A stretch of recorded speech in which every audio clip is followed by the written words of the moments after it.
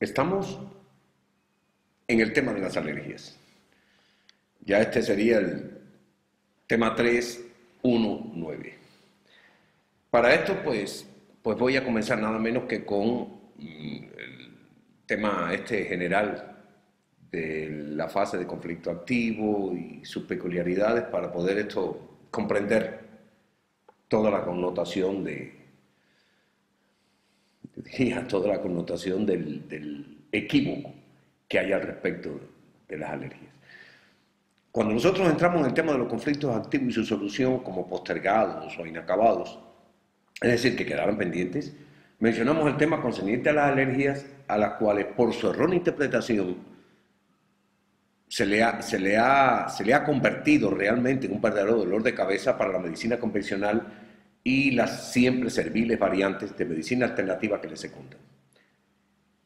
Todo esto es efecto de moverse en el marco de una búsqueda a toda costa de causas condenables de la enfermedad, ya que el paradigma que lo sustenta es tan insuficiente como la perspectiva mental que se tiene del ser humano y de la naturaleza. En resumen, si consideramos la relación hombre-naturaleza en su verdadera dimensión, la huelga, la charlatanería y verborrea que orla la miopía intelectual de ciertos terapeutas. Los he escuchado, abordaje cuerpo-mente, abordaje cuerpo-mente-espíritu y otras expresiones altisonantes que si no pusieran en peligro la salud humana, fueran chistes de salud. Vamos a recordar un poco las dos preguntas en que nos enfocamos en la charla anterior y bueno, obviamente la primera era la referida al conflicto activo, esa pregunta clave de ¿encontramos siempre solución viable al conflicto? Ya conocemos de las peculiaridades del problema en el cual no se encuentre una salida viable al conflicto biológico en cuestión, yendo desde la atenuación de la masa conflictual para vivir con el evento irresoluto hasta el final de la vida, habida cuenta que no se produzca una obstrucción notable de los mecanismos biológicos básicos para la subsistencia, como por ejemplo le habíamos mostrado en el caso anterior, en la conferencia anterior, el asunto de la aparición de un tumor intestinal, por ejemplo, que bloquease la luz del tubo intestinal, que no permitiera el paso de las heces fecales. O que simplemente no se haya afectado el funcionalismo de una glándula que sea el blanco inmediato del conflicto biológico sufrido. Pusimos ejemplo allí de la tiroides, también podíamos extenderlo a cualquier otra de las glándulas productoras de hormonas. También nos referimos en esa ocasión al caso de que apareciera una constelación esquizofrénica que en última instancia lo que iba era a resolver una situación muy dramática en el sentido de que se detiene cuando este evento se produce. La constelación, recordemos, que afecta ambos hemisferios y lo importante, lo interesante de por qué aparece esta solución es que justamente impide que haya en una situación de doble dramatismo que haya acumulación de masa conflictual. Y evidentemente es una salida verdaderamente adaptativa a la situación conflictiva que garantizará obviamente la supervivencia, a condición, debo aclarar, de que el terapeuta conocedor de la situación pues pueda trabajar en función de la solución de este problema. Aunque no voy a referir las soluciones a los eventos de constelaciones esquizofrénicas, porque es un tema que vamos a trabajar en charlas posteriores.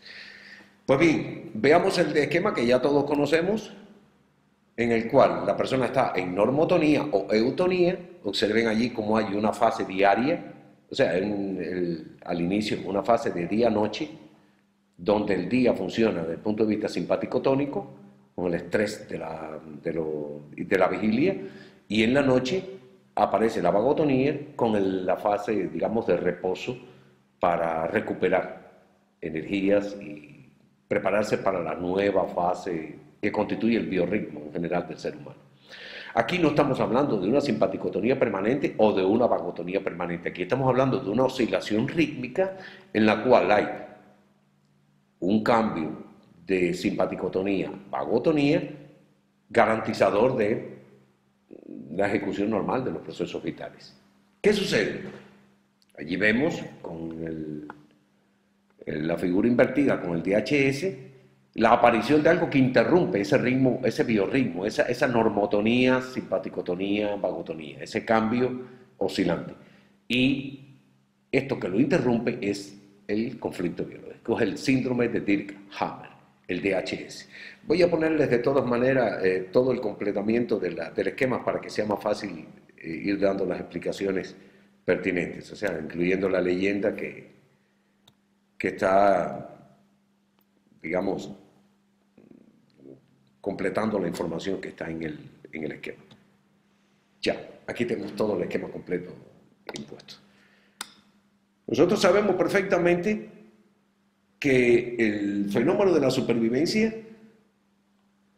garantiza primero que cuando se produzca el DHS se detengan todos los procesos, se detengan y se dirijan básicamente, o sea, detenga la sincronía de los procesos, ¿no? Y se dirija básicamente a una simpaticotonía permanente. Observen que la curva se hace oscilante por encima de la línea y constituye la llamada fase CA, que es la fase conflicto activo. El DHS, y se ve en la leyenda, es el síndrome de Dirk-Hammer, el choque biológico. Mientras que el SBS, que es lo que está indicado con la saeta, incluye la primera parte, se continuará, del programa biológico especial y sensato de la naturaleza. Aclaro, como estamos cortando el proceso, no quiere decir que el SBS, el programa biológico especial y sensato de la naturaleza, termine en la propia fase de conflicto activo, sino que se despliega la fase de conflicto activo como parte de ese programa biológico que se supone que, lograda la solución del conflicto viable, una solución que sea viable en la conflictolisis, aparezca entonces la fase de reparación. ¿Ok? Bien, esta es la respuesta a la pregunta. ¿Encontramos siempre solución viable al conflicto? Si no la encontramos, tenemos o que vivir con el conflicto atenuado toda la vida, hasta el final de la existencia, siempre y cuando no obstruya una vía básica corporal, o que no afecte una estructura glandular, o que aparezca una constelación esquizofrénica que mantenga a la persona en vilo, como reteniendo el profundo proceso de acumulación y dramático proceso de acumulación de masa conflictual, garantizando justamente que no se produzca una catástrofe en los mecanismos biológicos de supervivencia. Pero bien, esa era la primera pregunta, que realmente esto es a modo de explicación general. La segunda pregunta que habíamos hecho, que es también conocida ya de todos y fue donde nos detuvimos con más énfasis en la clase anterior, y es la que nos interesa justamente para esta, es la fase de reparación. Terminada la conflictolisis y una fase de reparación. La pregunta es esta: ¿se llevan siempre a vías de hecho todos los procesos considerados por la naturaleza como reparadores tras haberse completado la conflictolisis? La CL. Esa pregunta también ya la respondimos, pero al final de esta pregunta fue donde enlazamos con el tema de las alergias. Ahora vamos a hacer un breve resumen, que siempre, nunca sobra. Tenemos acá, en la parte inicial, observen que está la fase de conflicto activo. Aquí no estamos hablando de normotonía o eutonía, estamos hablando de una simpaticotonía permanente que proviene de un DHS previo. Hay una conflictolisis y empieza entonces una fase reparadora que rompe con la simpaticotonía permanente que está allí indicada para la fase de conflicto activo. ¿Qué pasa entonces en esta fase reparadora? Una fase postconflictolítica A, llamada exudativa, donde se produce la edema, o sea, la fase edematosa.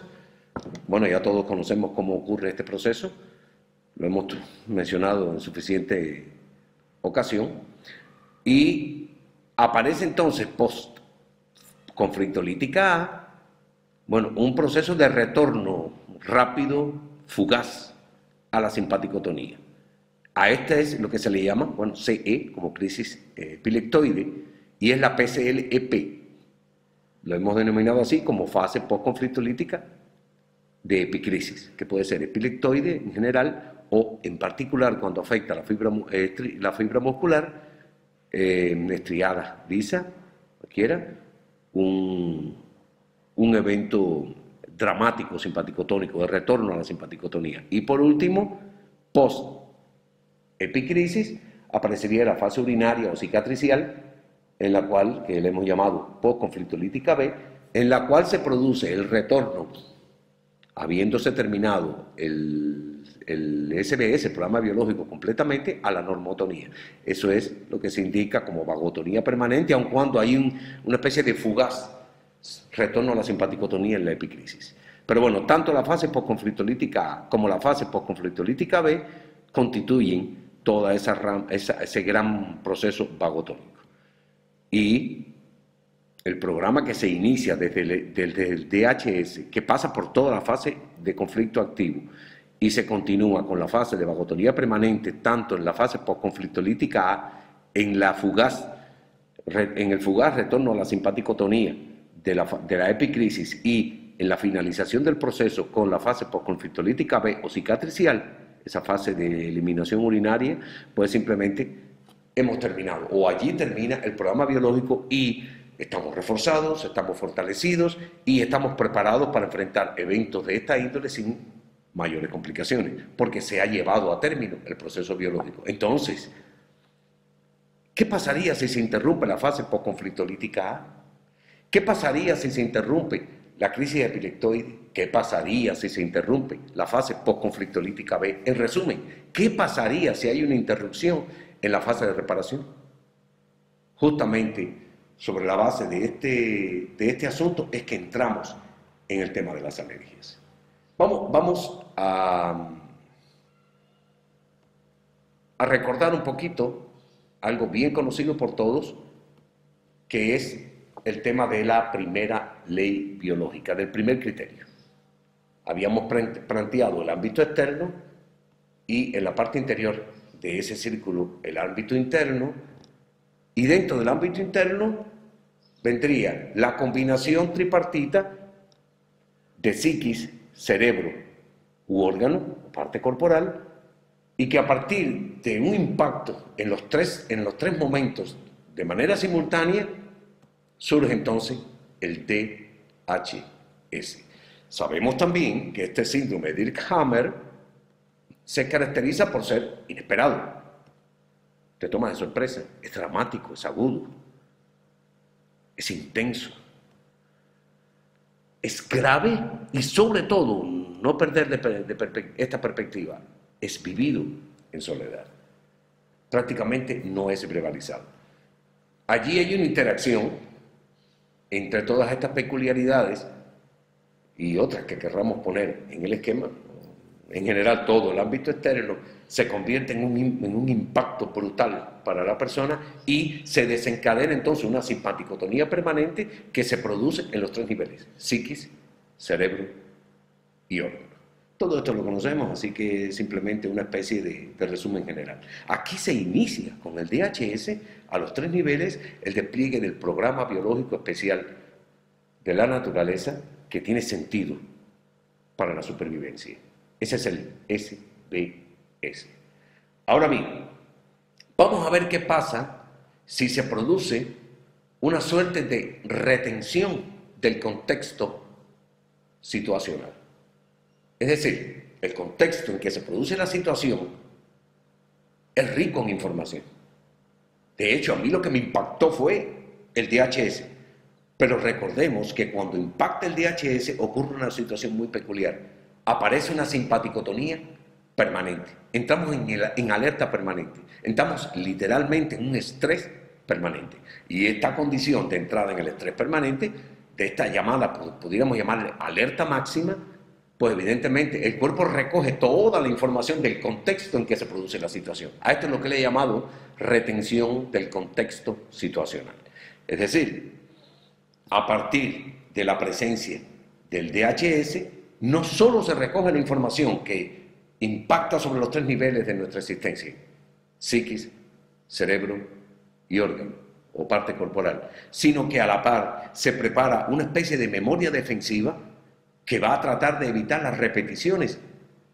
Y van a perdurar, importante, esta especie de memoria de retención, de memoria defensiva, va a perdurar hasta tanto termine el programa biológico especial y sensato de la naturaleza. Es decir, hasta tanto termine el DHS. Para esto, bueno, Si se sobrevive, habrá que resanar todas las brechas que mostraron debilidad o incapacidad que obligó a hacer uso del programa biológico almacenado como reserva. Entonces, es de suma importancia aclarar que cuando el programa se lleva a término, prueba de que funcionó la memoria biológica, ya que esta información que estaba almacenada, pues ya no cumple función alguna y se desecha. Pero, ¿qué sucede con estas señales paralelas?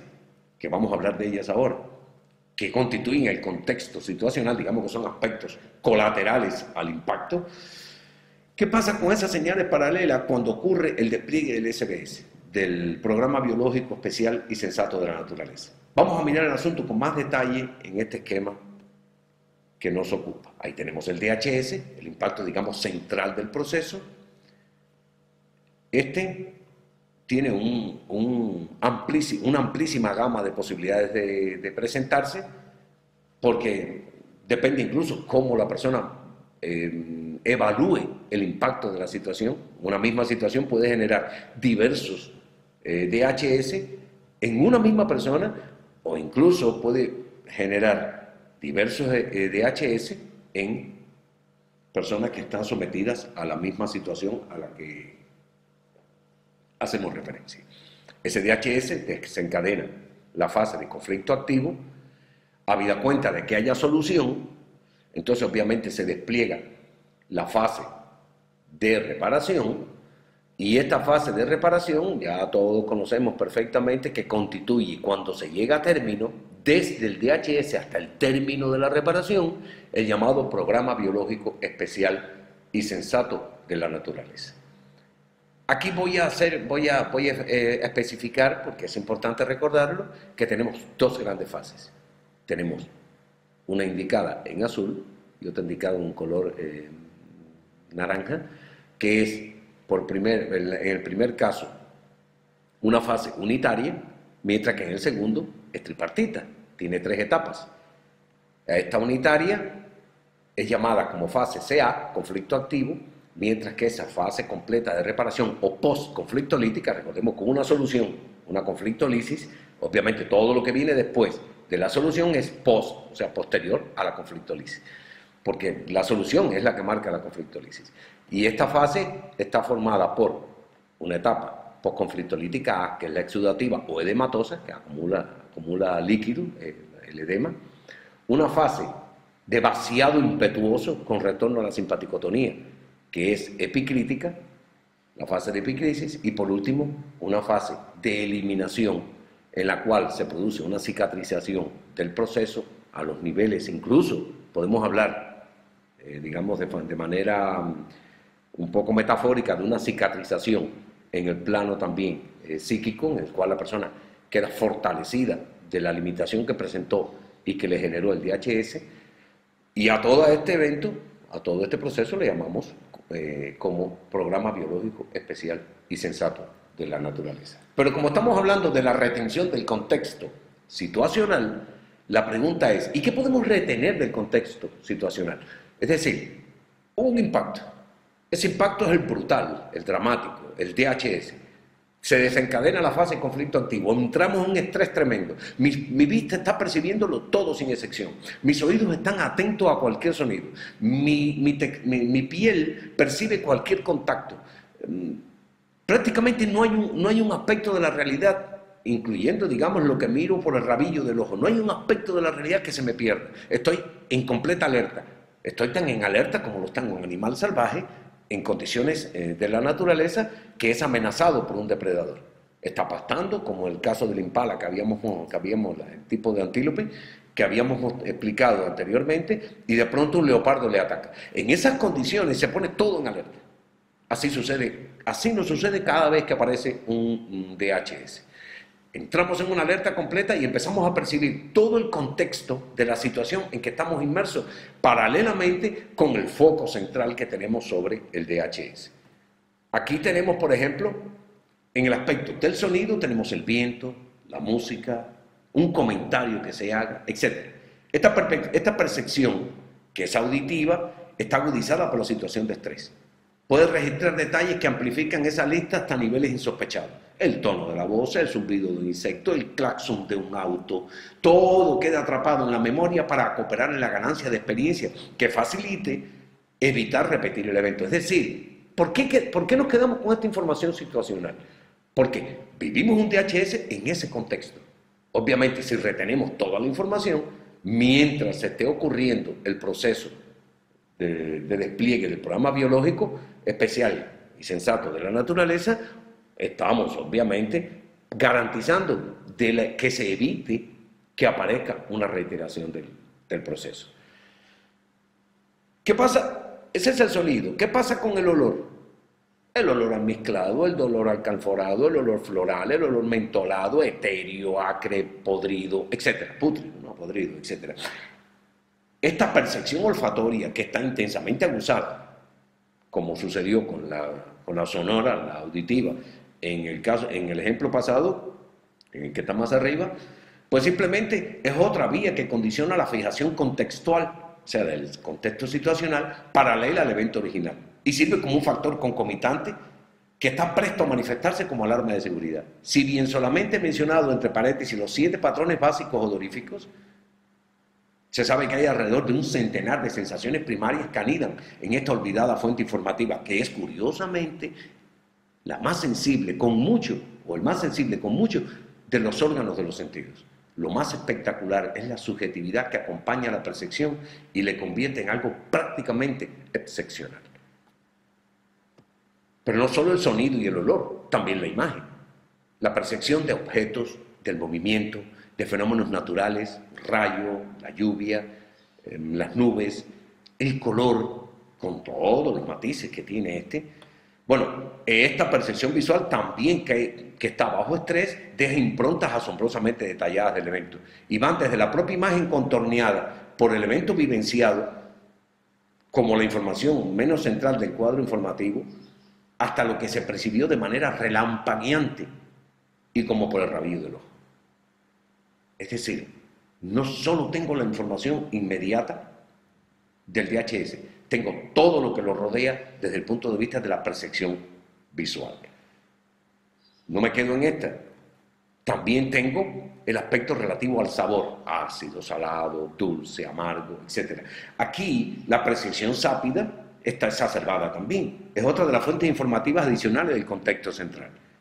Esta marcada relación y cercanía con el olor le convierten en toda una fuente de matices que es asombrosamente creativa a la hora de guardar información de ciertos aspectos de la realidad. Si bien se han señalado los clásicos sabores básicos, es decir, hay ácido, salado, dulce y amargo, la variedad de matices suele ser impresionante por sí sola. Cuanto más si eso lo combinamos con otras capacidades perceptivas. Imagínense ustedes, el mundo empieza a cobrar una dimensión inusitada en el medio de la situación estresante que caracteriza el momento en que se produce el DHS. Pero, ¿y qué decir de la textura, de la temperatura? Es decir, si el contexto del objeto que tengo en manos o donde estoy ubicado es suave, si es rugosa, si es neutra, si es fría, si es caliente, si es templada, etc. Bueno, esta textura es la percepción táctil y también cuando está exacerbada, pues es impresionante como fuente de información. Lo que sucede es que esta muchas veces es poco tenida en cuenta, es quizás la menos tenida en cuenta de todas. Y la propia sutileza, esa cualidad de lo sensible que está unida a la capacidad de acomodación de los receptores de la piel. Por ejemplo, todos sabemos que la ropa por lo general solamente se percibe cuando nos llama la atención al respecto. Es decir, hey, tienes la ropa puesta, inmediatamente comienzo a sentir el contacto con la ropa. Se había producido una acomodación de mis receptores, pero cuando nos recuerdan que estamos cubiertos por ella, evidentemente esta sensación es inmediatamente advertida. Vuelve a ser inadvertida, inmediatamente centramos el foco sobre otro aspecto de la realidad. Pero en ese momento también todas las percepciones de tipo táctiles, que evocan algunos de los elementos que indiqué ahí arriba, adquieren una extraordinaria versatilidad informativa porque la piel muestra esa sensibilidad al frío, al calor, convierten a este carril obviamente en una fuente de información asombrosamente fértil. Esta asociación con algunos de los factores antes descritos, y ese puede ser cualquiera de ellos o incluso todos ellos combinados, incluso los que yo no he mencionado porque no puedo agotar toda la versatilidad de la realidad circundante, participan de las capacidades perceptuales para grabar con una rigurosidad asombrosa la realidad que nos rodea. Esta exposición de los datos puede ser harto difícil, así que no lo voy a agotar, obviamente. Sin embargo, a pesar de esto, hemos tenido que cortar el listado de posibilidades porque, bueno, hay un espacio marcado por la imagen. Y yo lo que quería era que tuvieran la idea de cuán amplio es el campo de posibilidades de información de la realidad que me rodea. Obsérvense que yo he ubicado primeramente en el esquema el despliegue del programa biológico, el SBS, y que simultáneamente, o empieza simultáneamente con la aparición del DHS inicial. Y fíjense que ahora estoy aclarando de inicial. Aparecen otros aspectos situacionales que son concomitantes a la situación original, que es todo eso que está descrito ahí abajo, y a estos eventos o memoria inmediata al desencadenamiento del conflicto biológico, allí mismo, fíjense que observen que las saetas que están debajo, con el sonido, el olor, la imagen, el sabor, la textura, la temperatura, la asociación entre todos ellos, a todas esas le he dado inicio en la saeta en el mismo DHS. ¿Por qué? Porque ese es el contexto situacional. La situación determinada donde se produce el DHS tiene un contexto. Este contexto tiene sonidos, tiene olor, tiene imagen, tiene sabor, tiene textura, tiene temperatura, tiene asociación de posibilidades de todo esto y muchas más que no he citado allí, y todas las he puesto a la altura del DHS. ¿Por qué? Porque ellas son las que se perciben como adicionalmente, paralelamente al evento central que desencadenó la fase de conflicto activo y el despliegue de todo el programa biológico especial y sensato de la naturaleza. Evidentemente, ahora aparece un aspecto que es sumamente importante para nosotros. Este aspecto Hammer lo ha denominado, o a estos aspectos Hammer lo ha denominado como pistas o carriles. El término carril o riel o raíl es bien conocido por la evocación de la línea férrea o de la línea férrea. Es como algo que corre paralelo con lo otro. Pero observemos bien que esto nos da pie a un evento o a un término que se le ha llamado como binario conflictual. Cada uno de estos, incluso sus combinaciones, constituyen binarios conflictuales. ¿Qué son binarios conflictuales? Vamos a manejar la definición que da el doctor Hammer y pasemos entonces a qué sucede cuando hay una recaída en el conflicto, que es la reiteración del SBS, es decir, la reiteración del programa biológico especial y sensato de la naturaleza. Para esto, la definición de binario conflictual se torna sumamente importante, ya conocido qué puede ser una pista o un carril.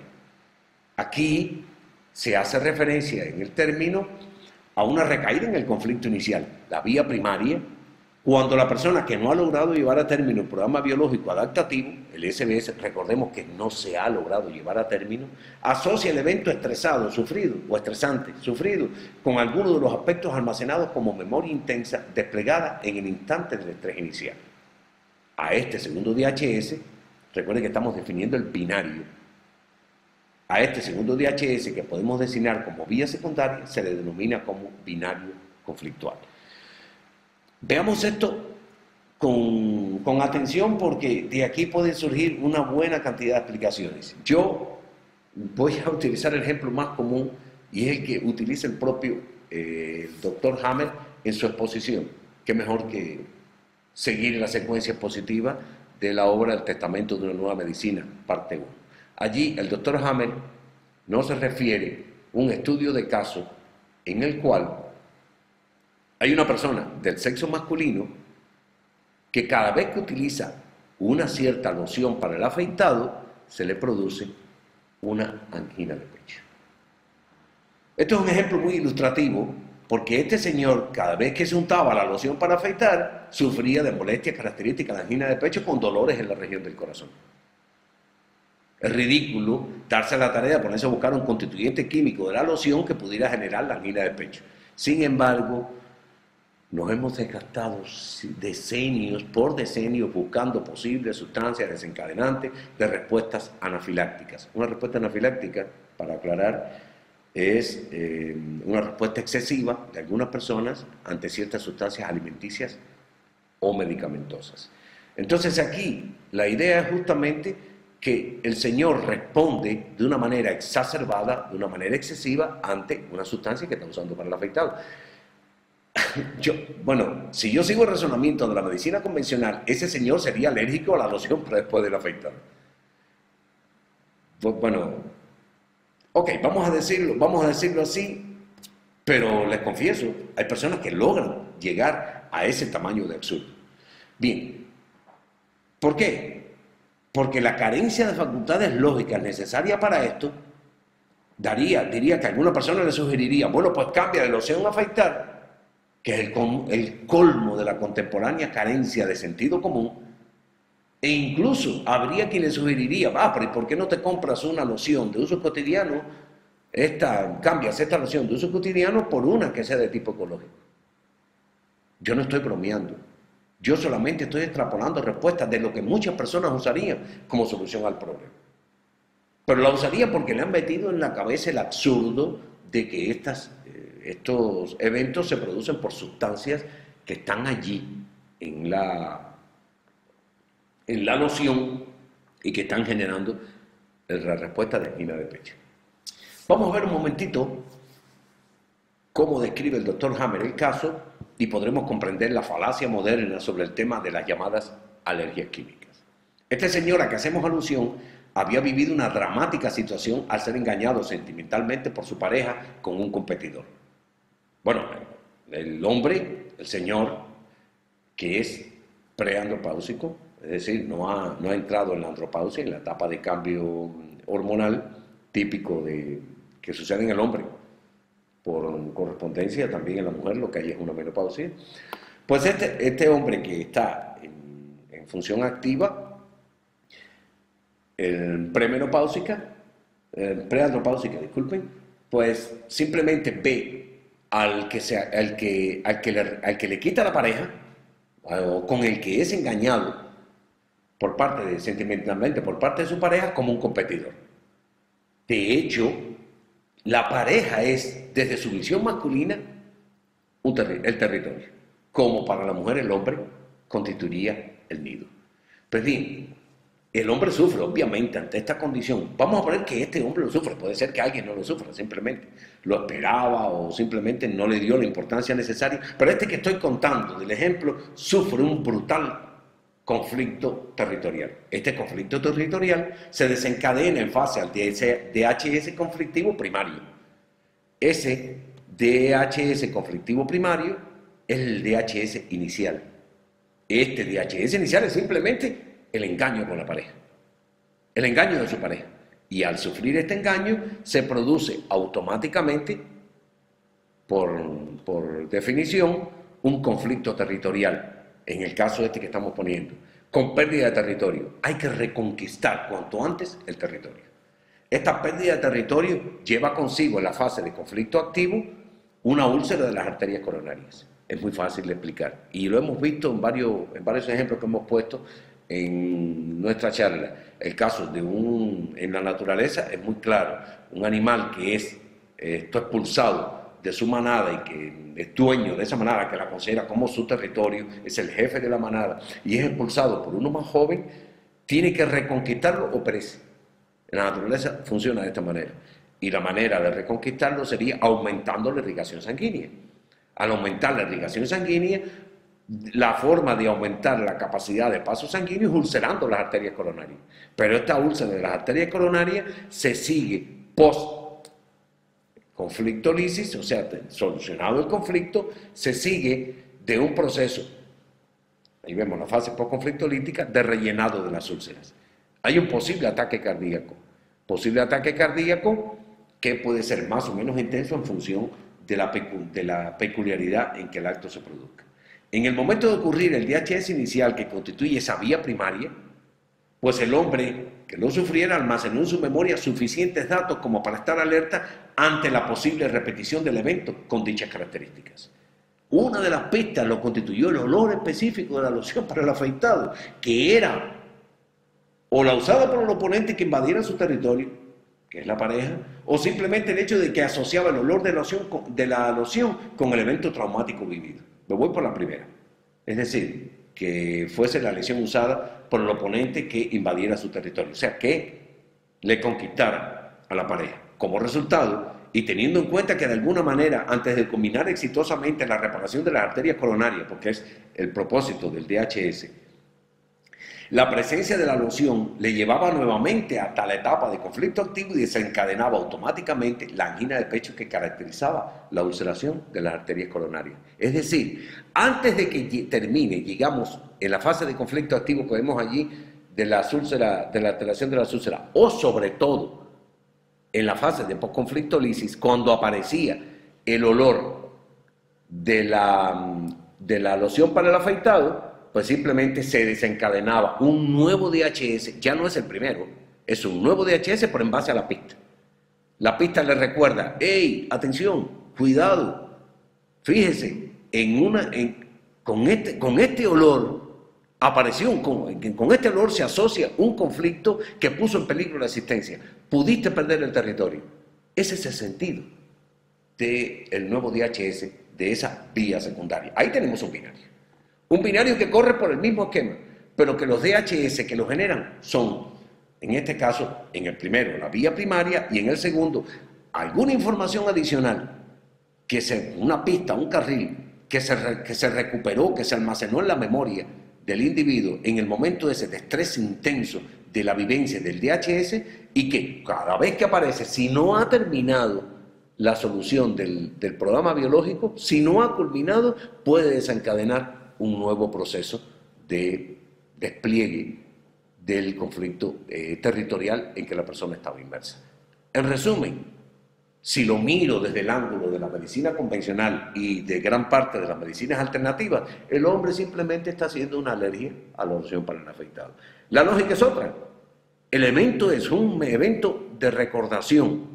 Necesito que estés atento. Es importante que estés atento porque no ha llegado a la solución completa. No se ha borrado esa pista. La tengo guardada para recordar. Atención, cuidado. Es muy importante que no pierdas de vista la dramática situación en que estabas viviendo. Tengo el programa biológico que no ha llegado a ser culminado satisfactoriamente, no ha sido llevado a término completamente todavía. Estamos en el medio, por ejemplo, de la fase de reparación, aún habiendo ya una solución al conflicto, pero no ha terminado el proceso. Como no ha terminado el proceso, como no ha terminado el programa biológico reparador, esas huellas o pistas todavía están funcionales. Y como están funcionales, pues evidentemente queda allí como un aviso del evento que pudiera suceder como amenaza. ¿Por qué? Porque ese olor estuvo justamente en el momento en que se produjo el DHS inicial. Justamente aparece una vía secundaria y no hay un retorno a la vía primaria. Esto lo voy a decir de nuevo porque es muy importante. No hay retorno a la vía primaria. Lo que hay es un nuevo DHS que lleva consigo una nueva ulceración de las paredes de las arterias coronarias con la consiguiente sintomatología, es decir, dolores cardíacos de la angina de pecho. Evidentemente, este segundo DHS que se despliegue en instancia de la pista registrada inicialmente, olor de la loción, en el decir del doctor Hammer, significó la alerta. Esa alerta que se resume en la siguiente expresión. Atención, en un caso similar en el pasado sucedió una catástrofe. Estate atento. Estoy justamente leyendo exactamente la frase del doctor Hammer. Repito, atención, en un caso similar en el pasado sucedió una catástrofe. Estate atento. Ese es el sentido, justamente ese es el sentido de la aparición de la llamada vía secundaria que constituye el binario conflictual conjuntamente con la vía primaria en que se generó el conflicto activo por definición. Es importante retener que cada recaída conflictiva no se produce lentamente y a cuentagotas, muy importante. Esta se desencadena solamente con la aparición de un nuevo DHS. Mucha atención porque aquí está la clave de entender los procesos alérgicos. Esto no niega que la misma pista sea el despliegue del binario conflictual, sino que aclara la naturaleza de la ocurrencia de los reiterados procesos en que se produce la llamada respuesta alérgica. Ahora estamos hablando de la loción para el afectado, pero puede ser cualquier otro aspecto de la realidad que haya sido retenido en la memoria intensa que se despliega en el momento en que se ha producido el DHS. Podemos entonces, o sea, el DHS inicial, podemos entonces, a la luz de lo que conocemos del citado binario conflictual, terminar el modelaje ya propuesto, porque así tendríamos un nuevo DHS al que llamamos vía secundaria, como lo vemos en el esquema, y que se estableció a partir de las instancias o hasta instancias de la memoria o pistas registradas en el momento del despliegue del DHS que fungió como vía primaria.